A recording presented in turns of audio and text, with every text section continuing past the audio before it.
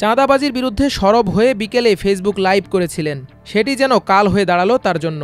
রাত না নামতেই সেই সাংবাদিককে প্রকাশ্যে কুপিয়ে ও গলা কেটে নৃশংসভাবে হত্যা করেছে দুর্বৃত্তরা।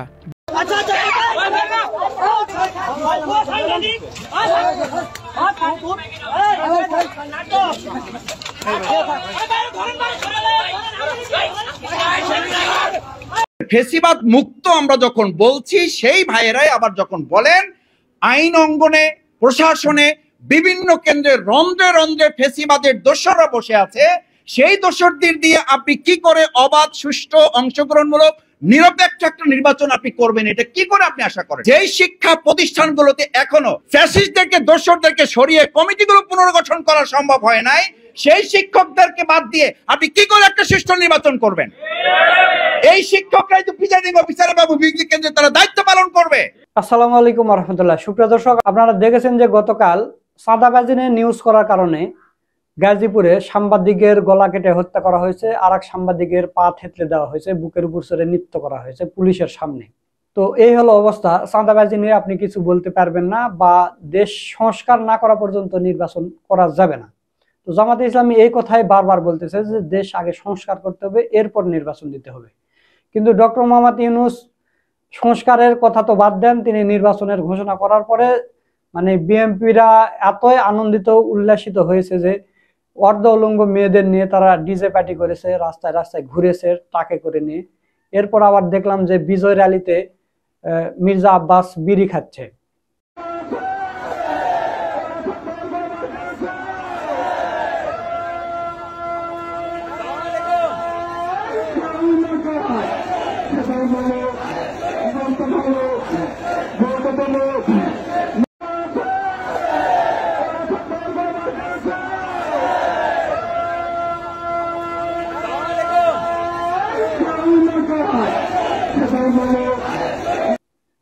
বিজয় র্যালিতে মির্জা আব্বাস বিড়ি টানতেছে, এতই আনন্দিত তারা নির্বাচনের ডেট পেয়ে। বিজয় র্যালি তারা করছে, মানে ক্ষমতায় এসে গেছে, এরকম একটা অবস্থা।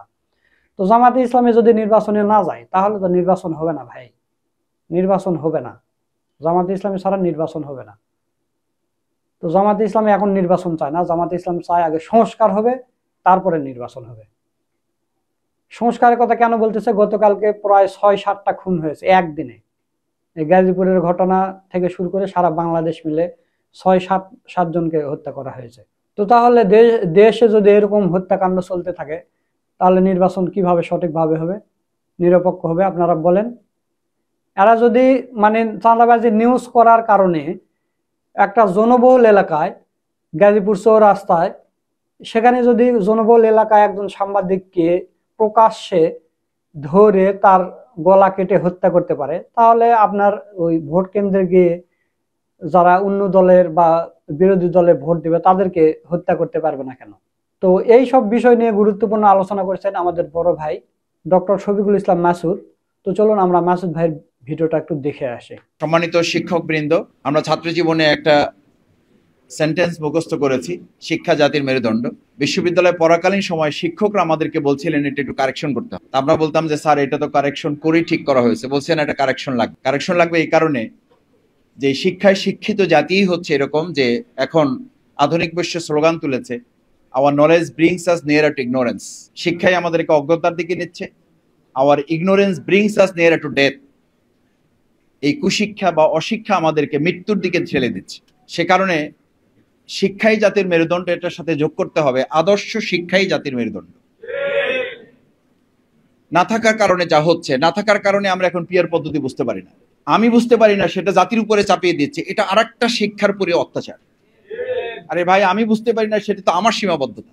আমি সেটা কেন বুঝবো, আমি কেন বলবো? আমি এখানে সেমিনার সম্পর্কে, আলোচনা সভা সম্পর্কে যদি আমার জানা না থাকে, আমি যদি বলি যে এটা এখানকার লোকেরা আসলে জানে না, সুতরাং এই ব্যাপারটা আমাদের আলোচনা করার দরকার নেই। আমি খুব অবাক হই যে আমাদের খুব শিক্ষিত জাতির নেতৃত্ব যারা দিচ্ছেন, তারা যখন জাতিকে সামনে নিয়ে কোনো কথা জাতির উপর চাপিয়ে দিয়ে বলেন যে পিয়ার পদ্ধতি এই জাতি বুঝে না, তখন আসলে শুধু জাতিকে অবমূল্যায়ন বা তাদেরকে অন্যায়ভাবে তাদেরকে জুলুম করা হয় না, গোটা শিক্ষা ব্যবস্থাটাকে প্রস্তাবিত করে তোলা হয়।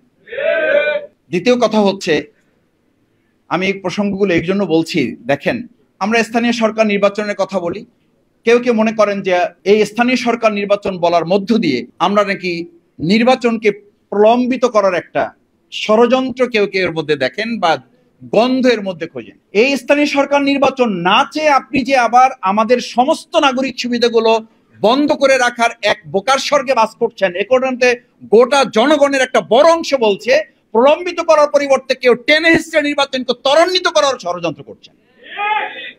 আপনি এখন, আমি প্রায় বলি, এই এখানে বাদ দেন, যদি এখানে মনে করেন এখানে মোটিভেটেড কিছু লোক আছে, এখানে ইন্টেনশনেড কিছু লোক আছে, চলেন রাস্তায় বের হন।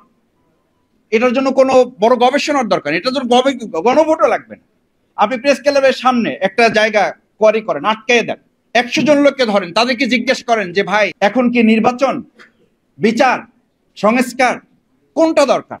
আপনি 100 জন লোকের মধ্যে থেকে যেইটা আপনার পছন্দ হয়, আপনি খুব সিম্পলি দল মতের ঊর্ধ্বে উঠে ওই 100 জন লোককে জিজ্ঞেস করেন। ওই 100 জন লোকের অন্তত 70 জন লোক যদি এটা না বলে যে আমাদের এখন দরকার নির্বাচনের চেয়ে বিচার এবং সংস্কার, এটা যদি না বলে তাহলে আমাদের কথা আমরা শুধু প্রত্যাহার করবো না, যা শাস্তি দেবে এই জাতি আমরা তা মাথা পেতে নেব। কারণ কি? এটার জন্য কারণ তো আছে ভাই, এটার জন্য তো কারণ আছে। সেই কারণগুলো হচ্ছে আমাদের শিক্ষিত জাতি, শিক্ষিত অঞ্চল, শিক্ষিত গোষ্ঠী, তারাই আমরা বক্তৃতা করছি। আমার কথা না শুনলে টিউনও থাকতে পারবেন না, আমার কথা না শুনলে ওসি থাকতে পারবেন না, এলাকা ছাড়তে হবে। আমার কথা না শুনলে আপনি ডিসিগিরি করতে পারবেন না, আমার কথা না শুনলে, আমার লোক না ছাড়লে থানা ভাঙচুর করে ফেলবো, আপনারা কিছুই করতে পারবেন না, কিছু করা যাচ্ছে না। তো আমরা থানা রক্ষা করতে পারি না, সেই লোকরা হাজার হাজার কেন্দ্র আমরা রক্ষা করতে পারবো, এটা শফিকুল ইসলাম মাসুদ আমাকে কেন বিশ্বাস করতে হবে? আমি আমার এলাকার কথা মাঝে মধ্যে বলি, এলাকার কথা তো একটা টোকেন এলাকা, এটা সেই এলাকা তো এখন এই গতকালকেও তো আপনাদের মিডিয়াতে আমি দেখলাম, আমি আমার খোঁজ নিয়েছি, আমার ভাইদেরকে আমি বলেছি, তাকে একটা দল করার প্রস্তাব দেওয়া হয়েছে, সেই দলের প্রস্তাবে সে রাজি না হওয়ায় তার উপর হামলা করা হয়েছে, তাকে মারধর করা হয়েছে, শারীরিকভাবে নির্যাতন করে তাকে হসপিটালে ভর্তি করা হয়েছে। কেন সে ওই দল করবে না? তাহলে ফেসিবাদ মুক্ত আমরা যখন বলছি, সেই ভাইয়েরাই আবার যখন বলেন আইন অঙ্গনে, প্রশাসনে, বিভিন্ন কেন্দ্রে রন্ধ্রে রন্ধ্রে ফেসিবাদের দোসররা বসে আছে, সেই দোসরদের দিয়ে আপনি কি করে অবাধ, সুষ্ঠু, অংশগ্রহণমূলক, নিরপেক্ষ একটা নির্বাচন আপনি করবেন? এটা কি করে আপনি আশা করেন? যেই শিক্ষা প্রতিষ্ঠানগুলোতে এখনো ফ্যাসিস্টদেরকে, দোসরদেরকে সরিয়ে কমিটিগুলো পুনর্গঠন করা সম্ভব হয় নাই, সেই শিক্ষকদেরকে বাদ দিয়ে আপনি কি করে একটা সুষ্ঠু নির্বাচন করবেন? এই শিক্ষকরাই তো প্রিজাইডিং অফিসার বাবু বিজ্ঞান কেন্দ্রে তারা দায়িত্ব পালন করবে। আমি কথা বাড়াতে চাই না, প্রধান বক্তা গুরুত্বপূর্ণ বক্তব্য রেখেছেন, প্রধান অতিথি কথা বলবেন। আমি শেষ একটা কথা বলে আমার বক্তব্যের ইতি টানতে চাই।